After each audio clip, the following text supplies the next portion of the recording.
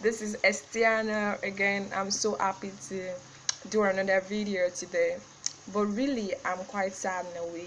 I think you guys are up to date now. Like, all this kind of news flying around about kayamata, all that. She's doing some kind of stuff for people to um for guys or for their husband to be able to cling on to their wife, or maybe when it has to do with relationship stuff. And then she's doing this enchantment for them. And someone said she's really responsible for high rates of divorce. And then she said no, that she's a home builder, not someone that destroys. And so she said the problem is based on the cross dressers that are the one taking people's husband. That's not even my own point. I just believe that there are some things that is self-infliction. It's not just all about taking this kind of enchantment for you to hold your husband down and all that.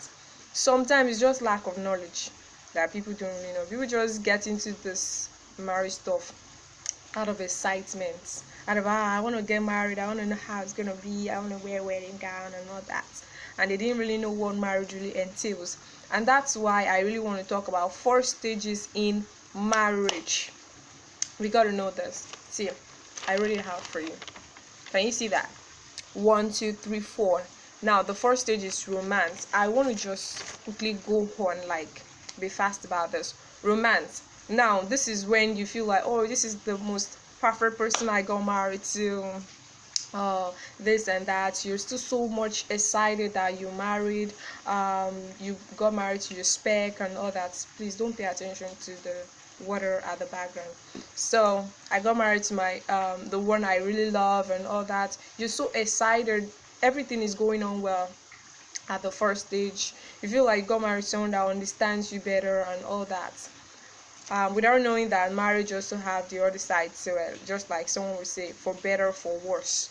That for better, for worse, we mean that even in the worst time you think about worse, we will still cling on together. But it's not everybody that can handle that worst part of marriage, but many people can want to handle the better part of it. Nobody likes something that is so bitter except bitterly. All right, okay. The second stage is delusionment, where you now begin to know that, oh, this my spouse is not the perfect person for me. He doesn't really understand me. We ought to be on the same page and all that.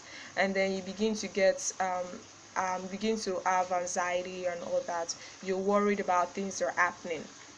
So, and then you got to a stage where you feel like you cannot really hold it any longer. Like, it's really getting much into you. You cannot really bear this person anymore. You cannot abide this person anymore. You feel like you're maltreated. You feel like you need more, you deserve more and all that. So that is the stage where we call the misery stage, where you want to walk through your problem.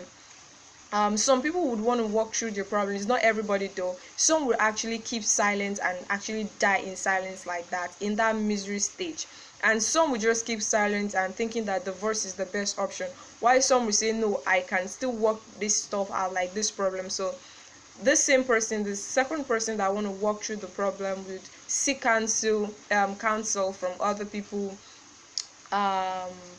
maybe to see the pastor. See, let me tell you something. When you get to this misery stage, you need the help of your pastor. You need to be so clingy to your pastor, because even though come to a time, logical stuff will not really do it anymore. It's about spiritual things, and then you gotta pray. You gotta pray. Marriage is not just all about it's rosy and everything. You gotta pray.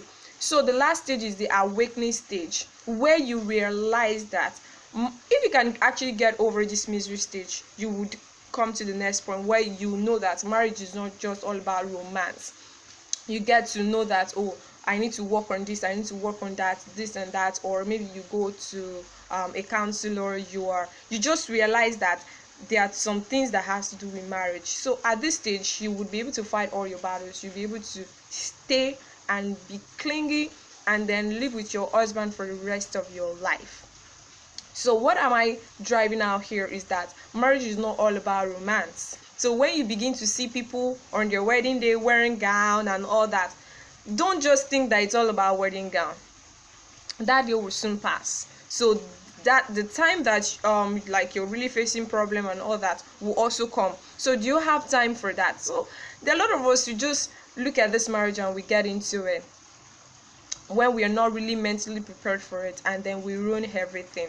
And this actually have a drastic effect on our kids. So marriage is not just all about you, it's also all about your future. So if you really care so much about your future, you would wait so much. You can't be too patient about marriage or marrying the right person or thinking well in marriage, all right, when you are totally prepared for this. So don't go into marriage because of the wedding gown, because of the feelings, because you're lonely, because you feel like, oh, I found my spec and all that. Also prepare for the worst part of marriage, that there will come to a time you will be crazy. Let me tell you something, that is it. You will be so crazy, you wouldn't know what to do anymore, because even the person wouldn't be able to satisfy your urge any longer.